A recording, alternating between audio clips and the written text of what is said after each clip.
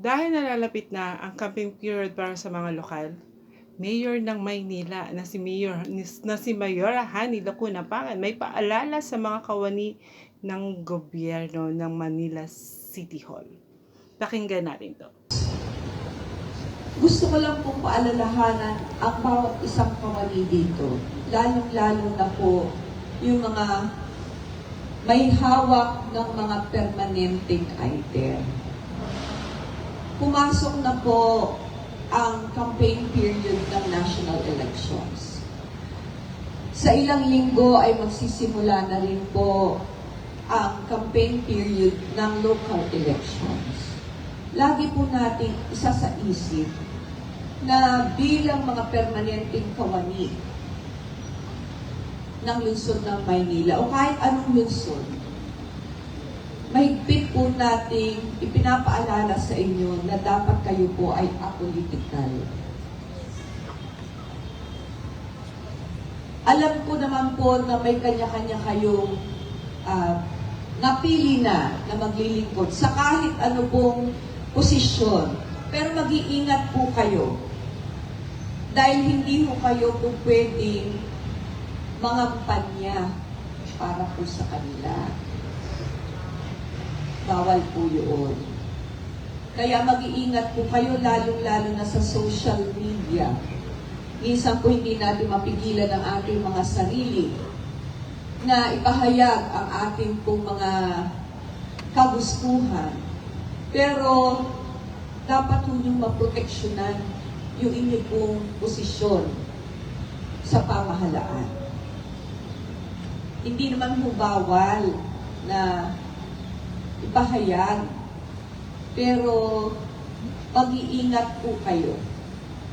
Mag-iingat po kayo. Paalala lamang po ito sa bawat isang kawani ng pamahalaang lungsod ng Maynila. So magandang umaga ulit. Isang bagong linggo ng So yun, napakinggan natin yung paalala ni Mayora Hani Lacuna Pangan para sa mga kawani.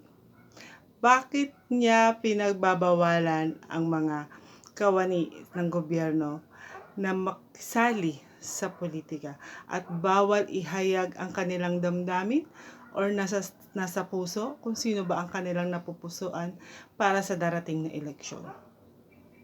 Isa ba talaga itong pagpuprotekta sa mga kawani ng kanyang nasasakupan? O isa lang ito sa mga kinatatakutan niya? Na malaman niya na yung mga kawani ng gobyerno ng City Hall ng Maynila ay hindi solido sa kanya. Kaya ito yung ginawa niyang paraan para pigilan ang mga kawani na maghayag, mag-post kung sino ba ang kanilang napupusuan. Dahil nga naman, as a incumbent mayor, or kasalukuyang nakaupo, tapos malalaman mo yung mga nasasakupan mo dyan mismo sa loob ng City Hall, ay hindi solido sa'yo. Kaya ang gusto niya, just shut up na lang guys, huwag na kayo maghayag, isarili ninyo na lang.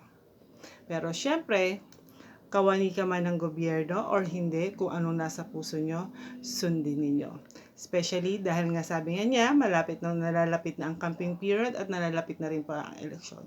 Kaya sa mga Manila, sa mga batang Maynila, ang piliin ninyo ay yung may nagawa na, may resibo na, at may napatunayan na sa inyo. Pero, at alam niyo na yan kung sino yan, syempre. Isko Moreno Dumagoso, Make Manila Great Again. Isama nyo na po si Miss Che Atienza, ang kanyang vice alcalde at ang buong Your Miss Choice. Muli, maraming salamat. Ito po si I Love Isko and see you to our next videos. Bye-bye!